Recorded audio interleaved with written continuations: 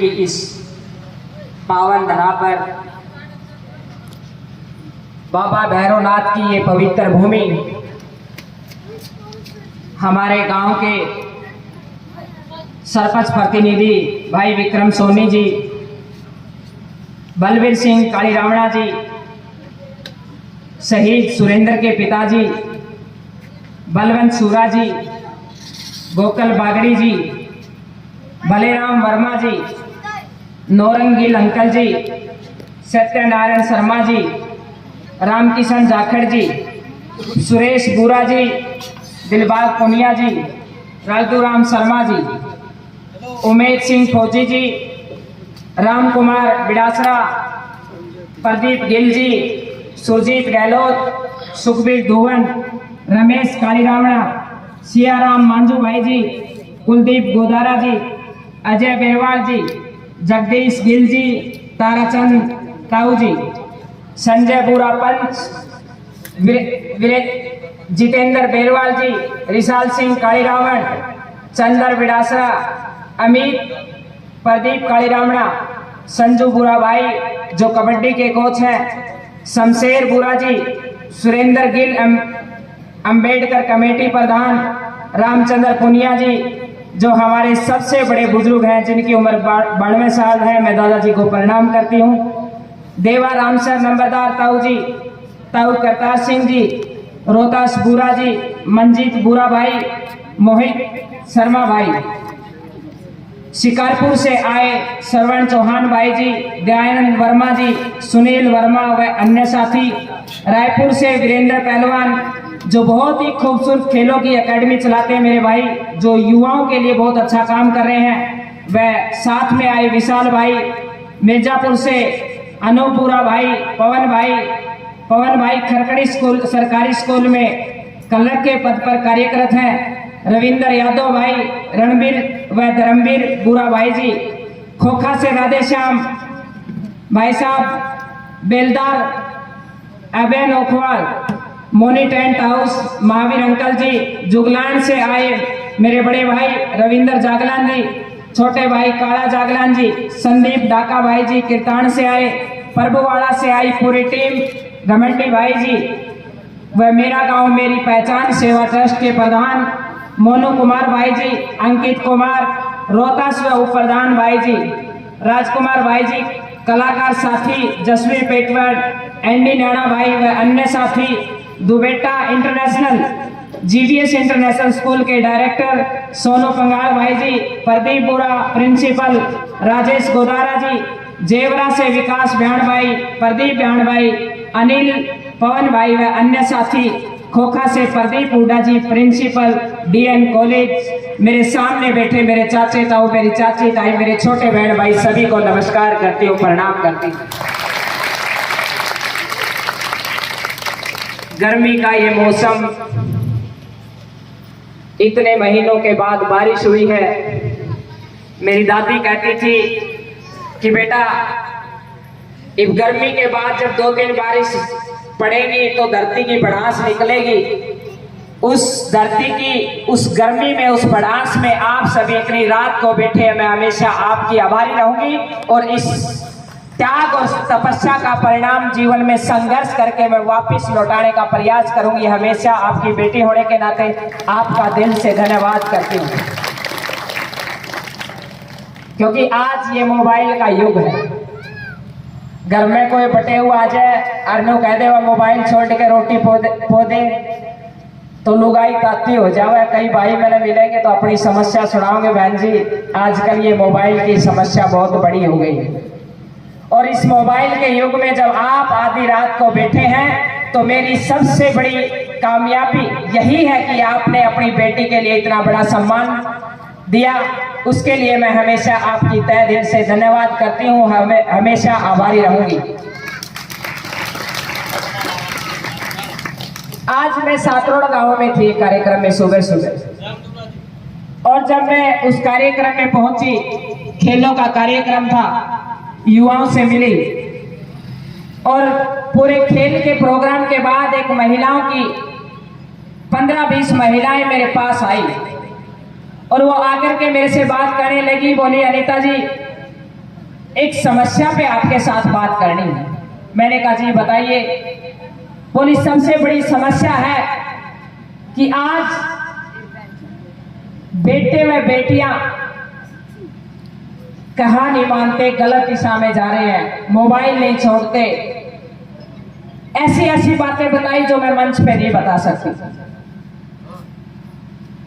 मैंने घर आकर के भी बड़े गहनता से उसके ऊपर विचार किया कि अगर हमने इन नन्ही नन्ही मूर्तों के ऊपर, हमारे देश के भविष्य के ऊपर, हमारी आने वाली इस ताकत के ऊपर, जो हमारी असली ताकत है युवाओं की, बच्चों की, जो हमारे देश का भविष्य है, अगर आज इस पे हमने विचार नहीं किया, काम नहीं किया, तो हम आने वाले समय में हम कैसे हिंदुस्तान की कल्पना कर रहे हैं।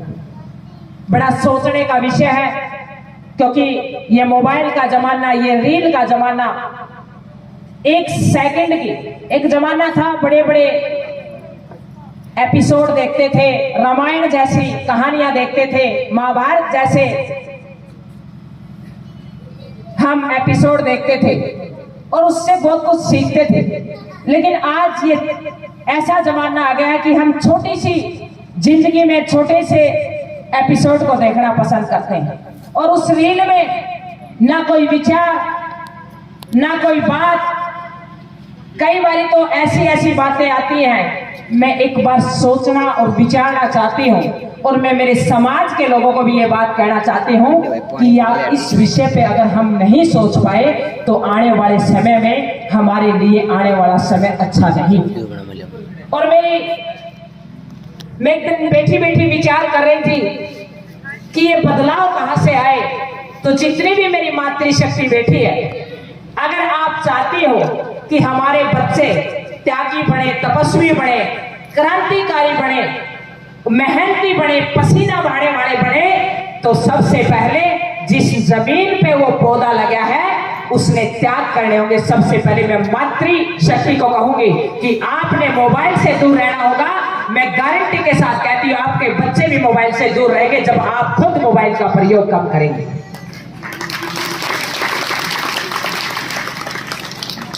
बच्चा माँ की नकल करता है, पिता की नकल करता है, और मैंने किताब पढ़ी थी और ये हकीकत भी है, संस्कार हमेशा ऊपर से नीचे की तरफ आते हैं। संस्कार कभी नीचे से ऊपर की तरफ नहीं जाते हैं, हमेशा बच्चे नकल करते हैं। कभी भी आप छोटे से बच्चे को देखना, वो दादी की नकल करेगा, वो माँ की नकल करेगा, या वो पिता की नकल करेगा। मैं ये कहती हूँ कि उसको प्रेरणा लेने की जरूरत ज्यादातर माँ बाप से है, और माँ बाप जिस दिन आइडियल बन जाएंगे, मैं गारंटी के साथ कहती हूँ, मैं दावे के साथ कहती हूँ, इसी समाज में से भीमराव अंबेडकर पैदा होंगे, इसी समाज में से उत्तम सिंह पैदा होंगे, यहीं से भगत सिंह पैदा होंगे। वो माँ बाप के विचारों से पैदा होंगे।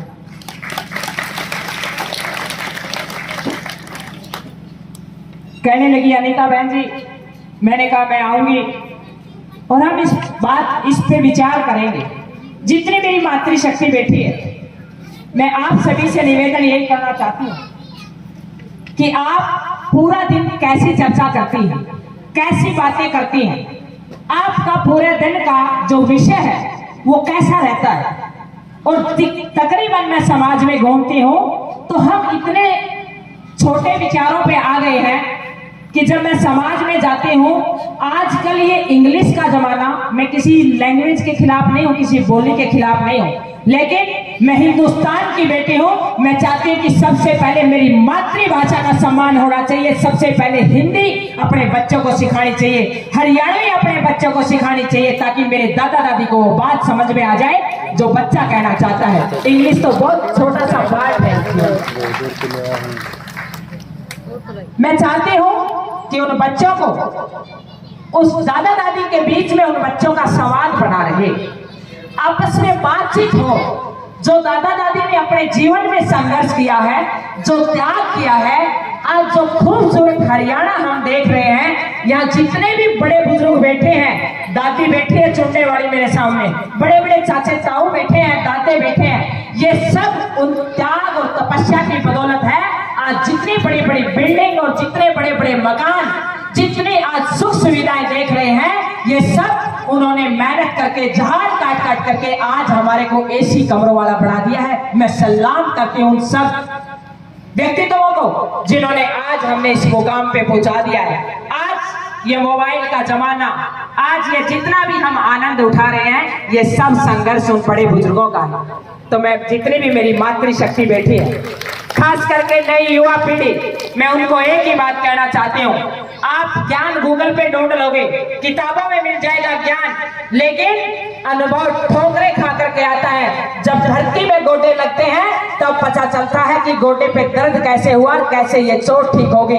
जब तक चोट नहीं खाओगे तो अनुभव नहीं हो सकता। अनुभव हमेशा संघर्ष करने से होता है, मेहनत करने से होता है, गिरने से होता है, विपरीत चुनौतियों से लड़ने से होता है। और ये बात मैं इसलिए कह रही हूँ क्योंकि ये जो नन्हे नन्हे बच्चे दिख रहे हैं, मैं इनके भविष्य को खराब होने देना नहीं चाहती। मैं चाहती हूँ कि हर माँ बाप सबसे पहले अपने बच्चों के बारे में कल्पना करें।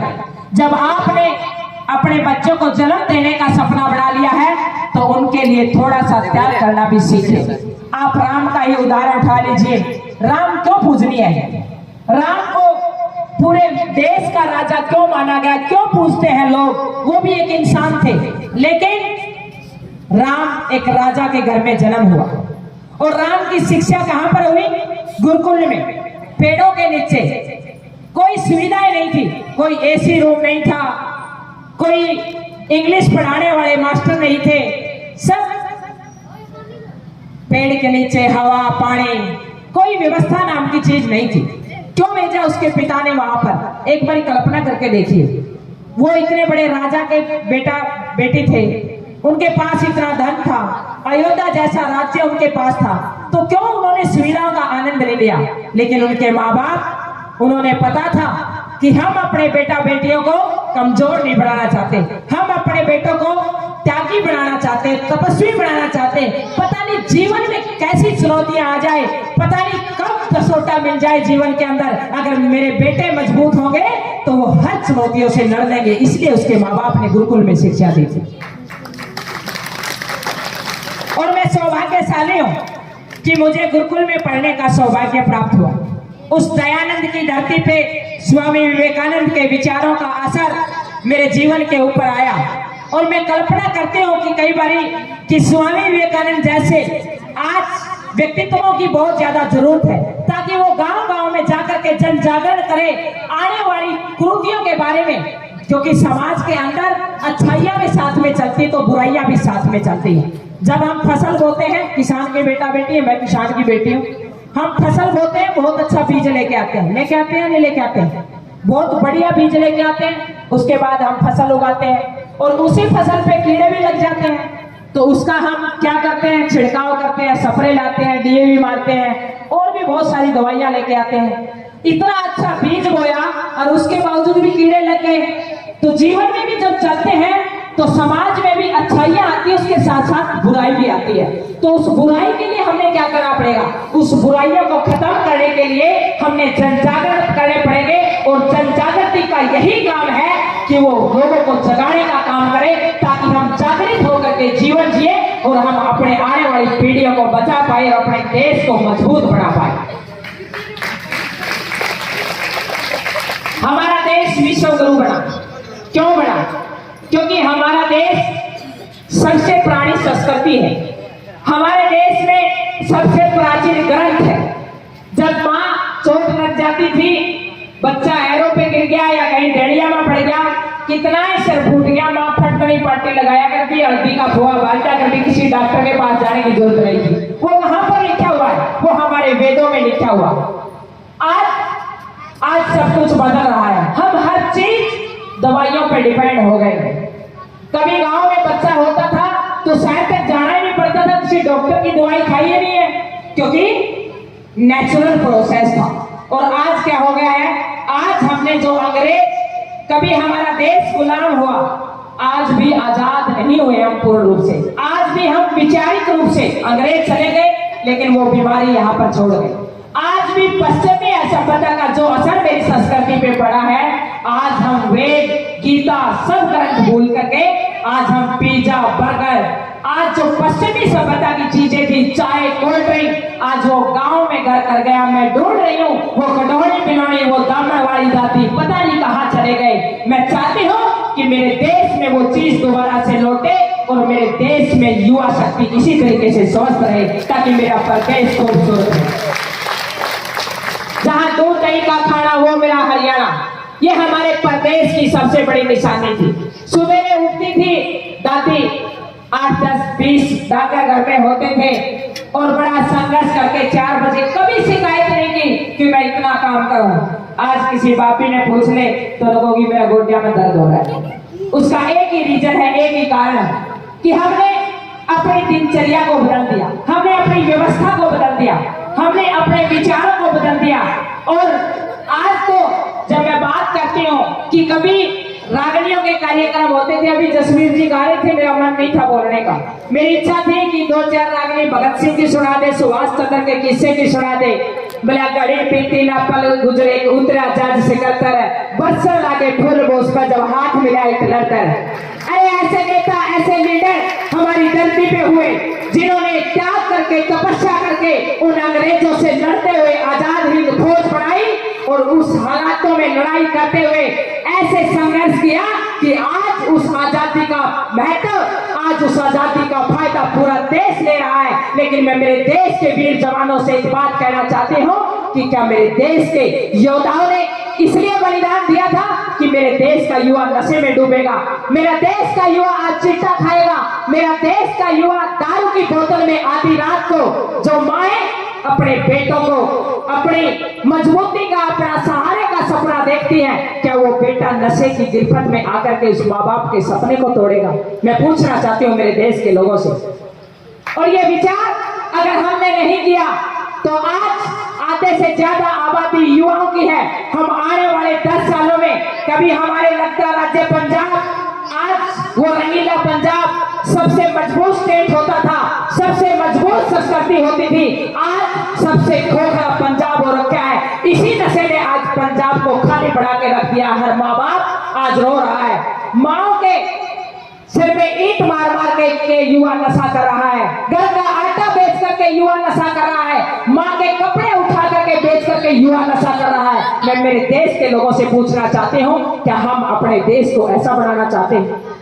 आज ये डीजे जैसी बीमारी आ गई है। मुझे बड़ा, जिस देश में सो पड़े मुसीबत बेटा मर्द जवान में, अरे भगत सिंह कहते जी घबरा जा बंद मकान में, कभी ये रागनियां बजती थी और आज ऐसे गाने बजते हैं बिला में नंगड़ों का ब्याह। कैसे गाने हैं, कोई अर्थ नहीं है। मेरी माताएं हंस रही है, ये हंसने का विषय नहीं है। अरे इतना खर्चा लगा दिया, इतना टेंट लगा रखा है, इतना पैसा लगा रखा है और आप बड़े गर्व के साथ नाच रहे हो कि मैंने नंगड़ों का ब्याह दी। सोचिए एक बार इस शब्द के ऊपर कि आपने, हम जब रिश्तेदारी ढूंढते थे तो खानदान देखते थे और कभी भी हम अपशब्द नहीं बोलते थे। हम ये कहते थे कि बड़े खानदान में मैंने बेटी ब्याही है, बड़ा मजबूत परिवार है, सामाजिक तरीके से भी, परिवार के तरीके से भी। आज ऐसे गाने आ गए हैं जिस दिन मेरे देश का युवा भगत सिंह की रागनियां सुनने लग जाएगा, सुभाष चंद्र बोस के उन गानों को गुनगुनाने लग जाएगा। मैं गारंटी के साथ कहती हूँ, मैं दावे के साथ कहती हूँ, सभी कलाकारों को तो नहीं कहूंगी, लेकिन जितने कुछ एक कलाकार ये गंदे गाने बनाते हैं उस दिन ये गंदे गाने बनाने बंद कर जाएंगे, ऐसा मैं विश्वास दिलाती हूँ आप सभी को। जैसा प्रोडक्ट हम खाते हैं, जैसा हम सुनते हैं, वैसा कंपनियां बना देती हैं। और हम, ये समाज के लोगों ने विचार करना होगा। जब तक हम विचार नहीं करेंगे, आपको नहीं पता इसका असर कितना है। मैं 6-7 साल पहले की बात है, जब मेरे पास करनाल की पोस्टिंग थी, मैं SHO लगी और मैं थाने में बैठी हुई थी, तो मेरे पास एक सिपाही 2 जवानों को पकड़ करके लेके आता है, हाथ में हथकड़ी लगी हुई, दोनों बार 13वीं क्लास के। और मैंने उनका हाव भाव देखा, मैंने उनसे पूछा कि भाई आप कौन से गांव के हो?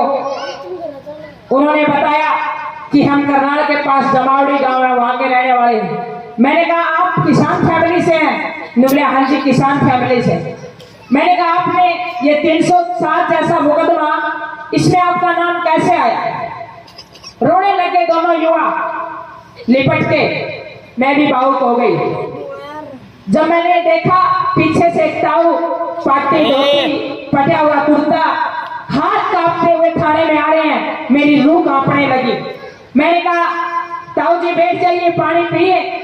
मैंने पानी पिलाया और मैंने उन दोनों बच्चों से पूछा कि आप इस क्राइम में फंसे कैसे। उन्होंने कहा कि हम घर से बाहर कॉलेज में आने लगे और जब कॉलेज में आए तो हमने संगत ऐसी मिल गई और ये गाने सुने थे कि पाइया पित्ता भीतर में तार दूंगा, कुछ ऐसे, और उनका असर हमारे जीवन पे पड़ा और हमने सोचा ये बदमाशी जैसा खेल ये बहुत शानदार खेल है, मैं एक दिन बदमाश बनूंगा, डॉन बनूंगा, मेरा इलाका मेरी तरफ देखेगा। उन बच्चों के ऊपर इतना गहन असर पड़ा और मैंने कहा मेरे भाई, वो बोले दीदी आप हमें बचाइए, गिड़गिड़ाने लगे। मैंने कहा कि मैं आपको बचा नहीं सकती, कोशिश करूंगी मैं जितना अपनी कलम से आपको रियायत दे सकूं, लेकिन कानून के हाथ, मेरी दादी कहती थी, बहुत लंबे हैं मेरे छोटे भाई, लेकिन आगे से ये सोचना कि जिंदगी में ये गलती नहीं करूंगा और भी भाइयों को समझाऊंगा। तब मैंने ये संकल्प लिया था कि मैं थाने में बैठ करके वो बदलाव नहीं ला सकती, मैंने गांव-गांव निकलना होगा। अगर मैं 2 भाइयों को भी समझा पाई, कम से कम 2 को तो हथकड़ी लगाने से बचा सकती हूँ, इतना काम तो मैं कर सकती हूँ। एक बार सोचिए कि कितना असर उन विचारों का पड़ता है। आज यहाँ पर आप अनिता कुंडू को देख रहे हैं, मेरे ऊपर विचार किस चीज का पड़ा।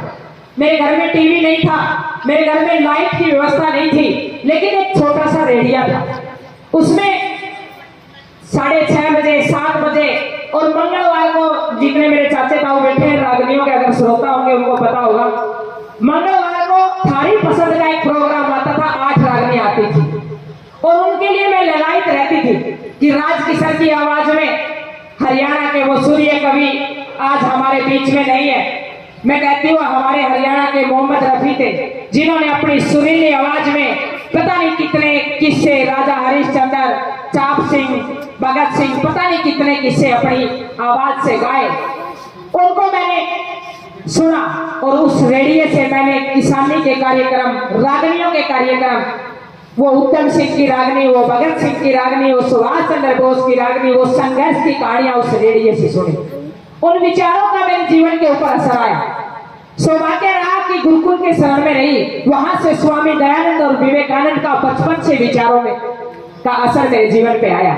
मेरी जितनी भी माएँ बैठी है, मैं आप सभी से एक ही बात कहना चाहती हूँ, आप ज्यादा कुछ ना कर पाए, इतना सा काम कर दीजिए, जब भी आप रसोई में जाएं, आटा बनाएं, सब्जी बनाएं, एक डिब्बी आप उन विचारों की रख लीजिए। जब आप आटा गूंदे तो ये कल्पना कीजिए कि मेरा बेटा भगत सिंह जैसा बने, उत्तम सिंह जैसा बने, राम प्रसाद बिस्मिल जैसा बने। मैं गारंटी के साथ कहती हूँ, मैं दावे के साथ कहती हूँ, 100% उस बच्चे में वो गुण आएंगे जैसा आप देखना चाहते हैं। लेकिन हम गाने क्या सुनते हैं। मैं गांव में जा रही, शादी हो रखी, उस गांव में मेरा भी निमंत्रण आ गया, डीजे बजा लग रहा, वो कुछ युवा शक्ति बोली अनिता बहन जी आप भी चलो। मैंने कहा भाई मेरे को तो नाचना आता नहीं है। बोले नहीं नहीं दीदी आप हमारे साथ चलो। मैं उनके साथ साथ चल पड़ी। देखा एक गाना बज रहा, मैं आज मेरे यार की शादी, अक्सर सभी जगह बजता है, तो मैंने देखा तो वहां पर जवान लड़कियां भी नाच रही, आज मेरे यार की शादी। मैंने सोचा साड़ी सोड़ी यारी होगी, नाच रही होंगी। थोड़ी देर में एक 45-50 साल की उम्र में आती है, वह भी कह रही आज मेरे यार की शादी है। मैंने कहा ये कौन? बोले ये बनड़े की बुआ। मैं देख के बड़ी अचरज में रही। उसके बाद एक और महिला आती है, वो भी कहती है आज मेरे यार की शादी है। माँ ये कौन? बोले ये बनड़े की माँ। फिर मैं चुप रही। थोड़ी देर में एक महिला और आती है, बोले ये माँ ये कौन? 60-65 साल की थी, वह भी कह रही आज मेरे यार की शादी। बोले ये बनड़े की पड़बुआ। मैं फिर भी चुप रही। थोड़ी देर में एक बूढ़ी आती, 85-90 साल की, हिलती हुई, खुंडा लिए हुए, और वो भी नाचन लग रही, खुंडा ठहकर लुका आज मेरे यार की शादी है। मैंने कहा ये कौन? बोले ये बनड़े की दादी। हमारी दादी तेरा हड़ के तो रूख भी सूखे, बनड़े तो बड़ा रवा थी। लेकिन ये विषय बड़ा सोचने का, आपको नहीं पता इन विचारों का, इन शब्दों का असर हमारे बच्चों पे, हमारी पीढ़ियों पे क्या पड़ता है। जब एक समय होता था कि बात महिलाएं गाती थी और उस बात के बहुत बड़े मायने होते थे। सारी रिश्तेदारी न्योंदी जाया करती, सारा कुर्बा न्योंदा जाया करता और बताया जाता था कि मेरा कुर्बा कितना बड़ा है, ये बेटी ये बेटा कितने बड़े खानदान का है, कितनी मजबूती रखता है, और पूरी संस्कृति के बारे में उस बात में बताया जाता था। लेकिन आज जब मैं गांव में जाती हूँ तो उस बात की जगह यूं डम डम लाते हैं ना कि मैं समझ में आंदा, और आज जो बड़े बुजुर्ग हैं वो भी उसमें इन्वॉल्व हो गए। लेकिन मैं एक ही बात कहना चाहती हूँ, अगर आप चाहते हो कि हमारे बच्चे अच्छे हों, हमारे बच्चे हमारी इज्जत करें, हमारा सम्मान करें, तो इस डीजे पे तुरंत प्रभाव से पाबंदी लगा देनी चाहिए और इन गंदे गानों पे पाबंदी लगा देनी चाहिए। ये काम समाज भी कर सकता है। जिस दिन समाज ये काम कर देगा, मैं गारंटी के साथ कहती हूँ, मैं दावे के साथ कहती हूँ, आधे से ज्यादा युवाओं को हम क्राइम में जाने से बचा सकते हैं। ये काम तो हम सब कर सकते हैं, ये तो हमारे बस की बात है। अब बहुत सारी बातें जब मैं गांव में, देहात में, समाज में जाती हूँ, आज शहर के लोग तो उन चीजों को अपनाने लगे हैं। कई ताई गांव में कहती है, अनीता बेटा शहर आए लुगाई तो बाजरा कुटन लागी, लेकिन इव गामा नहीं छोड़ेगी। शहरा में तो लोग गाय रखने लगे, इव गामा में छोड़ गए। मैंने कहा ताई, हमारे गांव मिनी भारत है। हमारा गांव जो छोटा सा एक भारत का नक्शा है, जहां विभिन्न जातियों के लोग एक साथ प्यार से, एक साथ स्नेह से रहते हैं। हमारे रीति रिवाज, हमारे रहन सहन, हमारे प्यार प्रेम, वो हमारा अलग सा है। लेकिन एक दिन मेरा पानीपत की तरफ जाने का मौका मिला। एक ताऊ ने बोला, अनीता बेटा आप हिसार से आते हो? माँ जी ताऊ जी हिसार से हो। बोला हमारे इलाके में तो एक समस्या आ गई। मैंने कहा क्या हो गया ताऊ जी? बोला जमीन महंगी हो गई है और आज बेटियां जमीन लेके जाने लगी हैं, भाइयों से आधा हक मांगने लगी है। मैंने कहा ताऊ जी बात तो आपकी ठीक है, लेकिन इसका एक दूसरा पहलू और है। आपका एक पहलू सही है, लेकिन इसका दूसरा पहलू। बोला दूसरा पहलू क्या बेटा? मैंने कहा जब शादी होती थी, बालक होता था, तो सबसे पहले बुआ को बुलाते थे, और आज बुआ तो गई दूसरे खाने में, आज सबसे पहले साड़ी आती है और साड़ी को घर में बुलाया जाता है। तो वह बेबे तो फिर अपना हक मांगेगी जब साड़ी उसका हक छीनेगी। तो जिस दिन समाज की रीत चली गई थी, और मेरा पिता कहता था कि साड़ी का कोई साना नहीं होता, उसका परिणाम बता देती हूँ। कुछ दिन पहले दैनिक भास्कर में एक बहुत बड़ी खबर आई थी। दोनों माँ बाप का तलाक हो रहा था और बेटा बीच में, 10-11 साल का बेटा बीच में खड़ा था, और वो जज फैसला सुना रहा था कि आपने अलग होना है या साथ में रहना है। पिता कह रहा है कि मुझे इसके साथ नहीं रहना है, माँ कह रही है कि मुझे इसके साथ नहीं रहना है। जज फिर भी एक बात कह रहा है कि आप सोच लीजिए कि आपने साथ में रहना या ना रहना है। वो मानने को तैयार नहीं है, तो दोनों से पूछ लिया। बाद में बच्चे से पूछा तो बोले बेटा आपने किसके साथ रहना है? उसने कहा कि ना मैं माँ के साथ रहना चाहता, ना मैं पिता के साथ रहना चाहता। ऐसे माँ बाप की मुझे जरूरत नहीं है जो मेरे लिए त्याग नहीं कर सकते। वो माँ बाप मुझे किसी पालन पोषण के लिए आगे नहीं बढ़ा सकते। ऐसे हालातों में जब हमारे बच्चों को हम खड़े कर देते हैं, अरे मैं तो उस देश की बेटी हूँ जहाँ माओ ने त्याग करके, तपस्या करके, कल ही हमारी माननीय राष्ट्रपति ने बड़े बड़े शौर्य चक्र बांटे हैं, बहुत बड़े बड़े अवार्ड हमारे शहीदों को दिए हैं। मैं एक बेटी को देख रही थी कि 5 महीने पहले शादी होके आई, 5 महीने में वो युवा शहीद हो जाता है, और वो बेटी त्याग करके, तपस्या करके एक ही बात कहती है कि मैं पूरा जीवन समर्पित कर दूंगी, मैं उनकी यादों में पूरा जीवन जी के जाऊंगी, मैं अपनी सास ससुर की सेवा करूंगी। मैं आप सभी बेटियों से एक ही बात कहना चाहती हूँ, अगर आप चाहते हो कि हमारे जीवन में कुछ बदलाव आए, तो ऐसे ऐसे महान व्यक्तियों से प्रेरणा लेनी चाहिए, ऐसी बेटियों से प्रेरणा लेनी चाहिए जिन्होंने अपना पूरा जीवन त्याग करके हमारे देश को मजबूत करने का काम किया है। और जितनी मातृशक्ति बैठी है, मेरे चाचे ताऊ बैठे हैं, अपने घर के माहौल के ऊपर बहुत कुछ डिपेंड करता है। सबसे बड़ा स्कूल हमारा घर होता है। विद्यालय इतना नहीं सिखाता जितना हमारा घर सिखाता है। उसमें क्या चर्चा होती है, क्या विचार होता है, क्या खाते हैं, कैसे उठते हैं, कैसे बैठते हैं, कैसे लोग हमारे हमारे घर में आकर के बातें करते हैं, किस तरीके के लोगों का आवागमन हमारे घर में है, ये बहुत बड़ा मैटर करता है हमारे बच्चों के लिए। और ये इसलिए मैं ये बातें बताना चाह रही हूँ क्योंकि आज देश बहुत आगे बढ़ रहा है, देश प्रगति कर रहा है, लेकिन हमारा सामाजिक ताना बाना बिल्कुल नीचे से खोखला हो रहा है। आज जब मैं देखती हूँ ऐसे हालात, जब बेटी घर से निकल जाती है, बेटा नशे में जा रहा है, वो माँ बाप मेरे गले लग के जब रोते हैं तो मेरे पास सांत्वना देने के अलावा कुछ नहीं होता है। अगर आज हम नहीं संभले तो आने वाले समय में हमारे लिए बहुत बड़ी चुनौतियां खड़ी हो जाएगी। दूसरा, पर्यावरण। अभी देखा होगा कितनी गर्मी पड़ी थी, बहुत विपरीत हालात थे, इतनी गर्मी थी कि हम सोच नहीं सकते। अगर हमने आज पेड़ पौधों पे काम नहीं किया, मैं एक ही बात कहना चाहती हूँ, जिस तरीके से आप अपने बच्चों को परवरिश देते हैं और उसी तरीके से एक जीवन में संकल्प कीजिए, एक पेड़ जीवन में जरूर लगा के जाइए। पता नहीं कितने लोगों को आप ऑक्सीजन देंगे, पता नहीं कितने लोगों को आप फल देने का काम करेंगे। अगर आपके गांव में 20 पेड़ फलों के लग जाएं तो मुझे लगता किसी गरीब के बच्चे को आम से तड़पने की जरूरत नहीं है, वो गरीब का बच्चा भी आम उठा करके खा सकता है। ये बातें मैं इसलिए बता रही हूँ क्योंकि मैं गरीब की बेटी हूँ और मुझे पता है 60% आबादी की हालात आज भी वही है। जब मन करता था कि रेडी पे फल धरे हुए थे, अनार धरे हुए थे, मेरा भी मन खाने का करता था, लेकिन जेब अलाउ नहीं करती थी। लेकिन ये बात समझ में आई कि इतना तो हम कर सकते हैं कि अगर एक अनार का पेड़ा, एक अमरूद का पेड़ा, एक आम का पेड़ा अगर मैं अपने चौक में लगा दूं तो जब वो छोटे छोटे नन्हे नन्हे बच्चे, वो गरीब के बच्चे, वो अभावग्रस्त बच्चे आएंगे और जब उस आम को तोड़ के खाएंगे तो मुझे कितना बड़ा आनंद होगा। किसी सत्संग में जाने की जरूरत नहीं है, एक पेड़ लगा के देखिए, सबसे ज्यादा फल आपको मिलेंगे। एक बारी एक राजा अपने सिपाही को बोला कि मैं आपको 100 रुपए देता हूं और ये आप मंदिर में जाकर के चढ़ा देना। वो जिस भी देवता को मानता था कि इस देवता पे जाके चढ़ा देना, और वो सिपाही लेकर के 100 रुपए निकल पड़ा।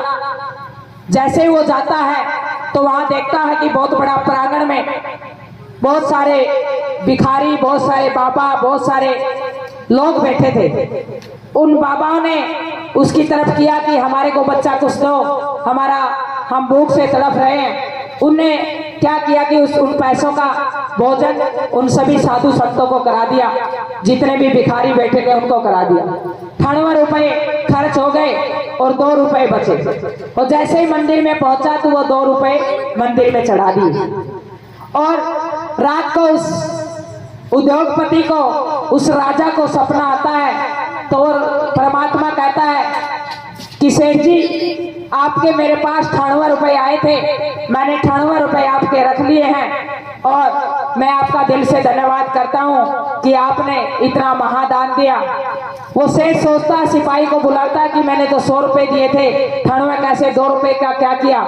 तो जैसे ही आता वो सिपाही से पूछता है, सिपाही कांपता हुआ उसके पास आता है कि सेठ जी, मैं 2 ही रुपए चढ़ा पाया, 98 रुपए तो मैंने साधु संतों को समाज में बांटने का काम किया, उनको खाना खिलाने का काम किया, इसलिए 98 रुपए वहां लग गए। तो सेठ जी ने कहा कि उस 2 रुपए का भी आपने वो भोजन उन साधु संतों को करा देना था, क्योंकि 98 रुपए इस समाज सेवा में लगे हैं। तो मेरा तो एक ही मकसद है, जो मेरे जीवन की कमाई है, जो त्याग है, जो तपस्या है, मैं उसको पूर्ण रूप से अपने समाज में लगाना चाहती हूँ, ताकि मेरे पास 1 रुपया न रहे, वो मेरे समाज में उन छोटे बहन भाइयों को लगे, ताकि वो दान वही मादान होता है कि कोई एक गरीब का बच्चा अगर मेरी मेहनत से, मेरे पसीने से, अगर मेरे संघर्ष से अगर वो बच्चा पढ़ के कलेक्टर बन गया तो मेरे लिए सबसे बड़ी जीवन की खुशी होगी, मेरे लिए सबसे बड़ी उपलब्धि होगी। इसलिए मैं गांव-गांव जाकर के उन बच्चों को जानती हूँ। आपने देखा होगा मेरी टीम पूरे दिन से 5-10 दिन से यहाँ काम कर रही थी। हमारा मकसद होता कि धरातल को जाने, आज भी लोगों की क्या हालात है। मैं जब मेरे जीवन को देखती हूँ कि मैंने तो अपना जीवन संघर्ष करके बदल लिया, लेकिन आज भी वही धरातल पे हालात है। कोई बड़े परिवार से नहीं आई हो, कोई धनाढ्य परिवार की बेटी नहीं हो। एक कटोरी चीनी पड़ोसिया के तो मांग लिया कर दे तो इंतजार करा कर दे, कोटाला चीनी बांटेगा उधर उतारेंगे। ऐसी हालातों से निकल के आई हूँ। लेकिन एक बात इस मंच से कहना चाहती हूँ, मेरे छोटे बहन भाई बैठे हैं, ये शिक्षा वो ताकत है, ये शिक्षा वो शेरनी का दूध है, जो बच्चा पिएगा वो शेर की तरह दहाड़ेगा। ये शिक्षा के अंदर ताकत है, ये शिक्षा के अंदर मजबूती। भीमराव अंबेडकर ने 2 पंक्तियां कही थी कि पांव में जूते हो या ना हो, पांव में जूते हो या ना हो, लेकिन हमारे हाथों में किताब होनी चाहिए। मेरी मातृशक्ति से एक ही बात कहना चाहती हूँ, अपने बच्चों को इन किताबों से जोड़ दीजिए, अपने बच्चों को शिक्षा से जोड़ दीजिए। आज जो आपकी हालात है, आज आपकी जो व्यवस्था है, मुझे नहीं पता क्या है, लेकिन अगर आपका बच्चा पढ़ लिख के अच्छा इंसान हो गया और आपने उसको साथ में संस्कारों की शिक्षा दे दी, मैं गारंटी के साथ कहती हूँ, मैं दावे के साथ कहती हूँ, एक दिन वो बच्चा इस मंच पे बोलेगा और आपका सम्मान बढ़ाएगा। बहुत सारी विपरीत चुनौतियां रही जीवन के अंदर, लेकिन कभी मेरी मां ने वो हौसला दिया, बेशक से विधवा मां की बेटी हो, लेकिन परमात्मा का सौभाग्य ये रहा कि उस जननी में वो हौसला है। मैं जब भी उसके सामने कोई बात रखती हूँ कि माँ मैं जीवन में ये करना चाहती हूँ, जब मैंने अपने जीवन की यात्रा शुरू की तो मैंने उनको बताया कि माँ मैं ये करना चाहती हूँ, तो मेरी माँ के आशीर्वाद में वो ताकत है कि उसने कहा कि बेटा कर, तो उसकी बदौलत आज मैं इस मुकाम पे पहुंची हूँ। ये मेरी मेहनत नहीं है, मेरी माँ का आशीर्वाद है, ये उसकी मेहनत है। जितने भी मेरे छोटे बहन भाई बैठे हैं, मैं एक ही बात कहती हूँ, जब भी आप अपने जीवन की यात्रा शुरू करें, जब भी आप कोई सपना शुरू करें, तो अपने माँ बाप, अपने दादा दादी, उनके साथ विचार करें और उनका आशीर्वाद लें। अकेली मेहनत से आदमी आगे नहीं बढ़ता। जितने भी बड़े बुजुर्ग बैठे हैं, आज 25 से ऊपर पहाड़ चढ़ करके अगर जीवित हो तो इन हाथों की बदौलत हो, इन्होंने जो आशीर्वाद दिया उसकी बदौलत आज आपके बीच में जीवित बैठी हूँ। नहीं तो मेरा गेम, मेरा खेल ऐसा है जहाँ पर जिंदा रहना इतना आसान काम नहीं है। और मेरी ओवरी पे एक भी खरोच नहीं आई है, ये उसी का परिणाम है जब मैं तीसरी बार उसी हिमालय को उस विश्व की सबसे ऊंची चोटी पर अपने देश का तिरंगा लहराने के लिए आगे बढ़ रही थी। बहुत सारे ताऊ पूछ लेते हैं, अनीता बेटा आपने ऐसे खेल को कैसे चुना, कैसे आप लड़ी, कैसे विपरीत हालातों से। मैंने कहा ताऊ जी, कुछ तो मेरी माँ कहती कि मैंने इस बेटी को पागल जन्मा था, मैं पागल किस्म की हूँ, जिस चीज को ठान लेती हूँ तो उसको पूरा करने का मादा रखती हूँ। जब मैं तीसरी बार उस विश्व की सबसे ऊंची चोटी को फतेह कर रही थी, तो मैंने जैसे मैं क्लाइंब करके वापसी आने लगी और मैं 8,700 मीटर पे खड़ी हूँ, चारों तरफ उस हिमालय को निहार रही हूँ और मेरे को एक ही आवाज आती है मेरे दिमाग में कि अनीता, ये छोटा सा जीवन है, जो ठोकरें तूने खाई है, जो यहाँ तक तू आई है, वो उसके मायने छोटे नहीं होने चाहिए। अगर तू इस हिमालय को निहार रही है, जो परमात्मा ने आज इस शिखर पे भी आपको जीवित रखा है, तो आपने अपना जीवन समाज को समर्पित कर देना चाहिए। मैं उस दिन संकल्प लेके आई थी कि हम अपने समाज के लिए जीऊंगी, अपने समाज को समर्पित होकर के अपना जीवन लेके जाऊं। कई ताई मिल जाती है। एक दिन सरेड़ा गांव की बात है, बोली आए बेटी, अच्छा तकड़ा पद ले रही है, 6 स्टार कांधे पे है, आज तो सारी चीज के ठाठ हो गए हैं, मैं चाहती हूँ अनीता बेटा अब तो शादी कर लेनी चाहिए।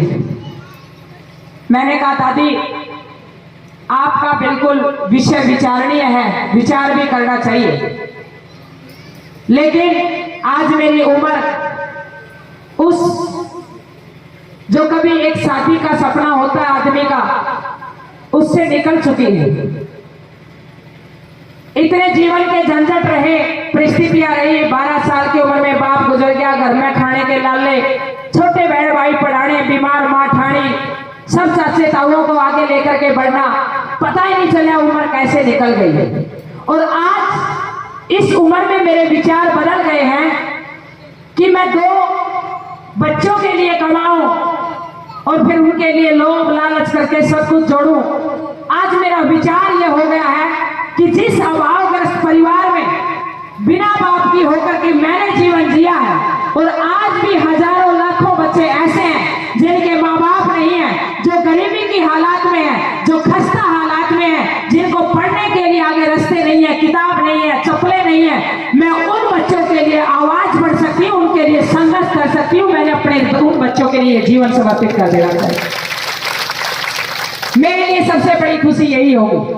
और बताइए, मेरा मकसद छोटा सा नहीं है, मेरा मकसद बहुत बड़ा है। मैं लाल बहादुर शास्त्री को फॉलो करती हूँ, मैं उनके पचिलों पे चलना चाहती हूँ।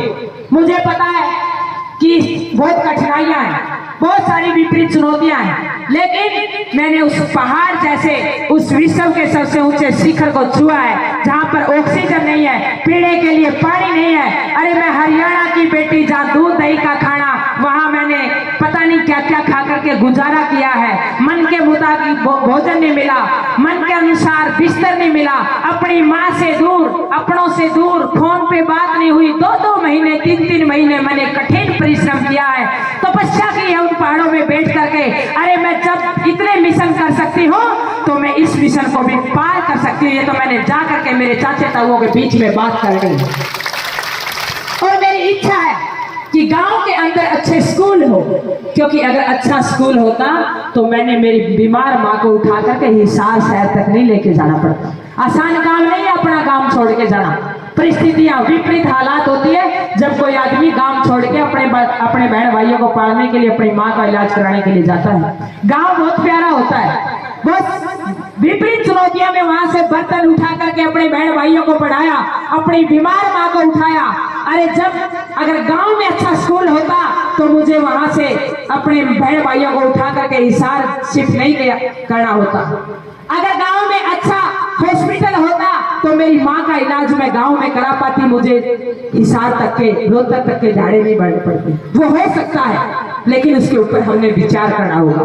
क्योंकि जब रातों को दिक्कत आती थी और मैं उठा करके, आज से 25 साल पहले जब कोई बेटी घर की जिम्मेवारियां लेकर के निकलती थी तो हजारों तरीके की आवाज उठती थी। आज जो माहौल है ये पहले बेटियों के लिए इतना माहौल नहीं था, क्योंकि जब एक विधवा माँ की बेटी, एक बिना बाप की बेटी जब अपने परिवार की जिम्मेवारी उठा करके जब चलती है, जब उसका कोई नाम ना हो, कोई पहचान ना हो। आज तो अनीता कुंडू को हर कोई जानता है। अरे मैं उस अनीता कुंडू की बात कर रही हूँ जब घर में खाने के लाले थे, बिना बाप की बेटी, ऐसी खस्ता हालातों में, और मैं अपनी परिस्थितियों से लड़ रही हूँ, मैं अपनी चुनौतियों से लड़ रही हूँ, और एक ही बात कह रही हूँ कि मैंने इन सब चुनौतियों को पार पाना है और अपनी बीमार माँ को भी ठीक करना, अपने बहन भाइयों को भी पढ़ाना है। और वो सब किया, वो ठाना, वो अपने विचारों में लेके आई, पहले अपने विचारों में लेके आई, फिर उसको रूप दिया, और आज ये सपना लेके चली हूँ। चाहे कितना भी संघर्ष करना पड़ जाए, मेरी इच्छा है कि मेरा समाज नशे से मुक्त हो। मेरी इच्छा है कि मेरे हर गरीब का बेटा बेटी कामयाब हो, पढ़े, उसके घर में रोजगार हो, ताकि माँ बाप जो सपने लेके पैदा किए वो सपने पूरे हो। मेरी इच्छा है कि गांव खूबसूरत हो। अरे जैसी नई दिल्ली हम देखते हैं वैसा भी हमारा गांव हो सकता है। एक बार आप कल्पना करके देखिए, हम सब कितना टैक्स भरते हैं। मेरा ये मानना है जितना गांव टैक्स भरता है, एक आदमी अगर महीने के 10,000 रुपए खर्च करता है तो कम से कम 2,500-3,000 रुपए सरकार को टैक्स देता है। अगर पूरा गांव, एक बार कोई भाई पढ़ा लिखा हो तो रात को पेन कॉपी उठा करके अपने गांव का हिसाब लगा लेना कि आपका गांव कितना टैक्स पे करता है। अगर वो टैक्स का पैसा एक गांव में लग जाए पूर्ण रूप से ईमानदारी के साथ, मैं गारंटी के साथ कहती हूँ गांव भी नई दिल्ली बन सकता है। ये सिर्फ लगाने वाले की नीयत के ऊपर डिपेंड कर रहा है। लेकिन उसके लिए विचार कौन करेगा, कौन सोचेगा? उसके लिए हम सब विचार करेंगे, उसके लिए हमने जन जागरण करना होगा, उसके ऊपर हमने सोचना होगा, उसके ऊपर हमने विचार। पता नहीं कितनी बेटियां आगे बढ़ने के लिए तड़प रही है, पता नहीं कितने बेटे आगे बढ़ने के लिए ललायत है, लेकिन उसके लिए हमने रास्ता खोलना होगा।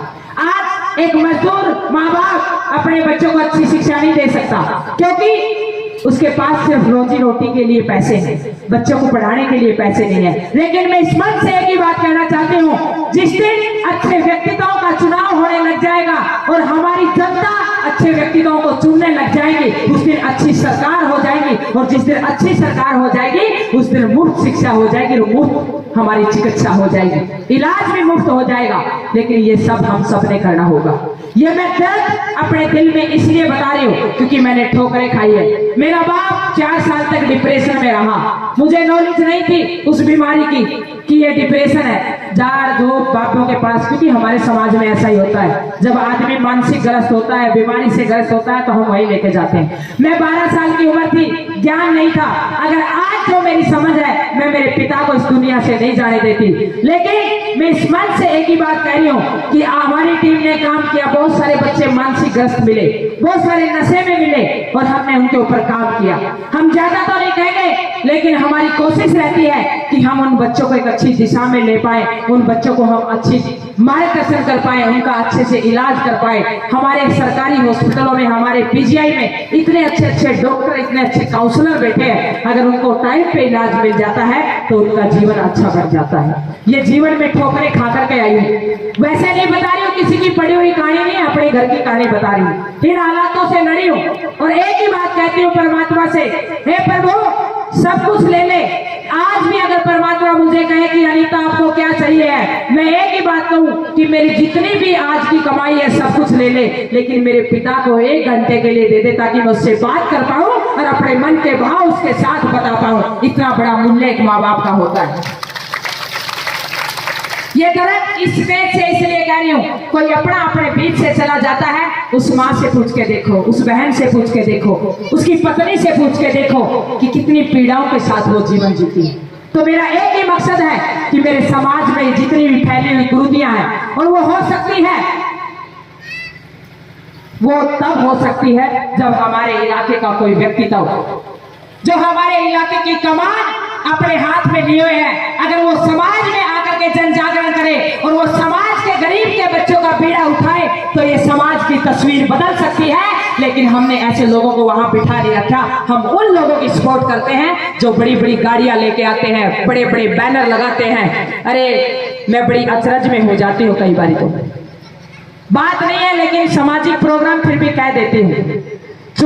चुनाव का समय है, अभी चुनाव आएंगे, नेता बहुत बड़े टेंट लगा देते हैं। मेरे बेटे की शादी है, 15-20 युवाओं को भेज देते हैं, पूरे हल्के इलाके में अपने कार्ड बढ़वा देते हैं। और हम इतने साधारण से लोग हैं, उस नेता पे ये तो पूछना भूल गए कि भाई हमारे गांव ने 5 साल टैक्स भरा और टैक्स का रुपया हमारे गांव में लग गया कितना। कभी नहीं पूछते हम राजी हो रहे हैं। ओ भाई कितना बड़ा टेंट, सारा ही शहर जाम में हो गया था, इतने बड़ी बड़ी लाइट ला रखी थी, के लाडू बना रखे थे, के लोग आ रहे थे, फलाना भी आ रहा था, दिकड़ा भी आ रहा था। अपना खर्चा लगा के, अपनी गाड़ी का तेल लगा करके, मैं एक बारी पूछना चाहती हूँ मेरे चाचे ताऊओं से, एक बारी खाट पे बैठ करके रात को मूल्यांकन करके देखिए, क्या उस नेता ने कभी हमारे बच्चों के रोजगार के बारे में सोचा?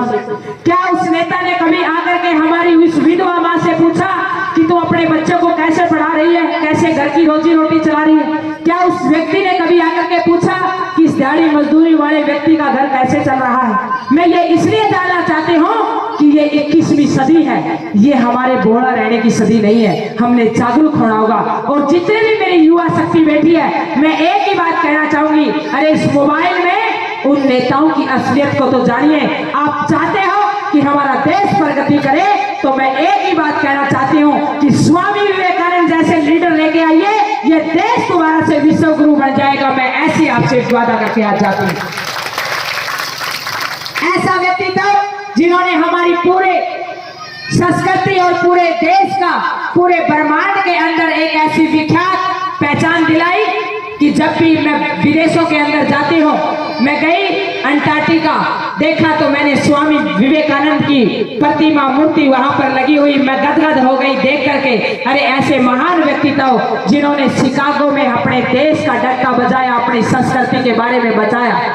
मैं मेरे देश के युवाओं से एक ही आह्वान करना चाहती हूँ कि आज इस मोबाइल में जाकर के उस महान शख्सियत को, स्वामी विवेकानंद को पढ़ें, उसके त्याग को पढ़ें। अरे 39 साल का युवा जिसने अपने जीवन में वो छाप छोड़ी, जब भी आज उसके विचार हम सुनते हैं तो हमारे खून खोल उठता है। अपने देश के लिए मर मिटने के लिए हम तैयार हो जाते हैं। ऐसे ऐसे व्यक्तित्व को हमने अपने जीवन के अंदर उतार लेना चाहिए। और उस भीमराव अम्बेडकर ने, जिन्होंने गरीबी की हालात में आज हमारे को इतनी मजबूती, अपने मत का प्रयोग करने का जो अधिकार दिया है, मैं एक ही बात कहना चाहती हूँ अंत में अपने इस मंच से कि अपने अंगूठे को इतना मजबूत कीजिए ताकि आने वाले समय में एक व्यक्तित्व आपके इलाके से जीत के जाए और वो व्यक्तित्व आपके इलाके का निर्माण करे और आपके गरीब बच्चों को पढ़ाने और आगे बढ़ाने का काम करे। किसान की बेटी हूं, मुझे पता है 2 किले में कितने मुश्किल से गुजारा होता है। मेरा पिता भी 2-2.5 एकड़ का जमींदार, 50 मन 100 मन कणक होती है, 50 मन खाद मर उसमें चली जाती है, 50 मन डांगरा मर घरा रह जाती है, क्योंकि रिश्तेदार वगैरह आए तो इतना खर्चा लग जाता है। बाद में फालतू के जितने भी हमारे घर की जरूरतें होती हैं, जितने भी और खर्चे होते हैं, वो तो सिर पे ही रह जाते हैं, बढ़िया का ब्याज न्यारा रह जाता है। उस हालात को बहुत बखूबी जानती है। कितनी विपरीत परिस्थितियों में किसान जून के महीने में, गर्मी में, तपती में, सर्दी के मौसम में सांप बिच्छू वगैरह कितने विपरीत परिस्थितियों में आगे बढ़ता है। लेकिन मैं एक बात कहती हूँ, कई बार जब फसल की मार आ जाती है, गिरदावरी करनाते हैं, पटवारी भी बेईमाना कर जाता है। कोई भाई बैठा तो बुरा मत मानना, सभी को नहीं कह रही, कुछ एक ऐसे हैं वो भी लिख देता है कि फलाने के खेत में ओले नहीं पड़े हैं। लेकिन मैं एक बात कहती हूँ, अगर नेता की नीयत साफ हो और अगर उसका इरादा अच्छा हो, अगर वो अपने इलाके का वाकई में भला करना चाहता हो, तो बड़ी बात नहीं, अपने इलाके को तो नजरों में निकाल सकता, पता चल जाए बूंद पड़ने के बाद किसके खेत में बूंद पड़ी है, किसका कितना नुकसान हुआ है। किसी पटवारी से गिरदावरी करवाने की जरूरत नहीं है।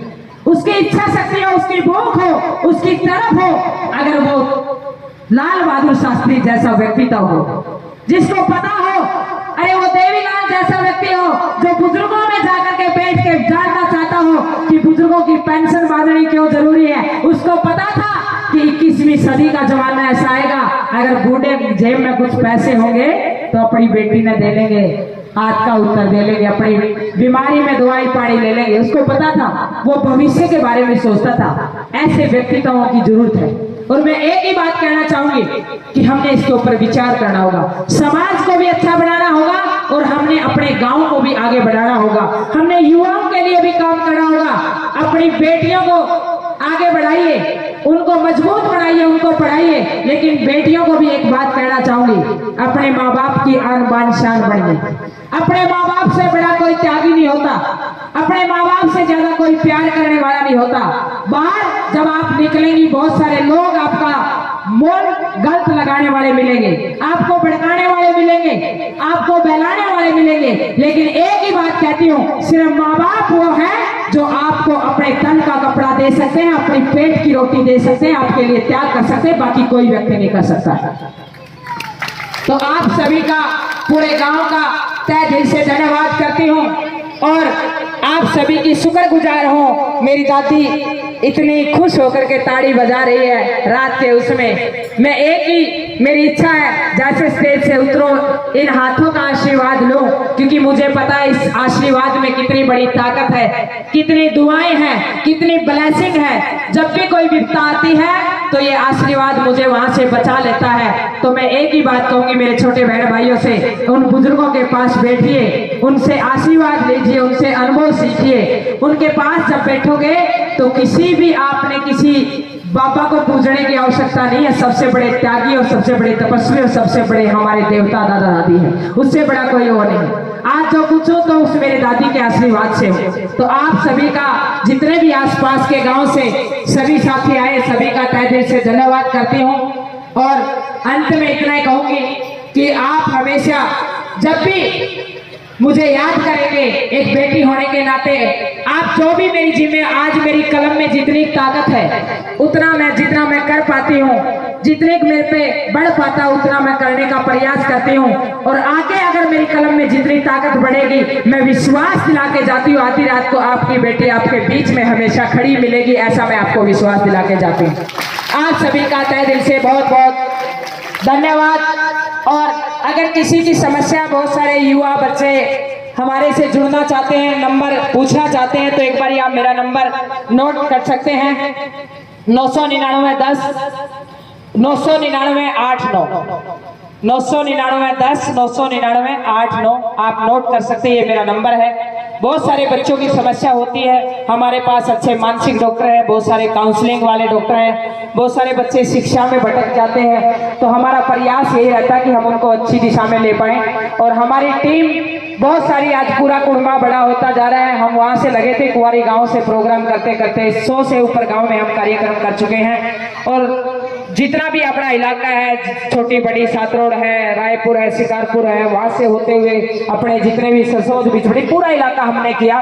बड़ा अच्छा अनुभव रहा, बड़ा साथ दिया पूरे इलाके ने, और बड़ा समाज से जुड़ के बड़ा एक खुशी मिली। और मेरी पूरी टीम का एक अनुभव हुआ, जब हम चले थे तब एक अलग अनुभव लेके चले थे, धीरे धीरे चलते गए। अकेला चला था जाने में मंजिल, अकेला चला था जाने में मंजिल, लोग जुड़ते गए और कारवां बनता गया। आज ये प्रभु की दया से बहुत बड़ा कुर्बा हो गया है। आज बड़ी खुशी होती है, चारों तरफ से भाई आधी रात को भी आए हुए हैं, आधे से फोन आए कि बहन जी इस कारण से नहीं आ पाए हैं। आज बहुत बड़ा परिवार हो गया है और बहुत बड़ा मकसद है। इस आंदोलन को बहुत बड़े सतर पे लेके जाऊंगी, कोई लालच नहीं है, क्योंकि मैंने बेरा किसी ताई द्वारा जाके बैठूंगी तो आरे की दाल और एक खाट पसंद है, बाकी चीज कुछ पसंद नहीं है। एक ही मकसद है कि मेरे देश को खूबसूरत बनाना है। इस दुनिया से जाऊं तो एक ही बात कहे कि चाहे तो झांसी वाली रानी हुई थी, चाहे अनीता कुंडू बेटी हुई है, इतना सा सपना है, इतना सा स्वार्थ है। आप सभी का तहे दिल से धन्यवाद। जय हिंद, जय भारत। बोलने के बाद बोलने को कुछ बचता नहीं, क्योंकि ये संघर्ष की मिसाल, ये पहाड़ों की देवी परमपिता परमात्मा ने इसको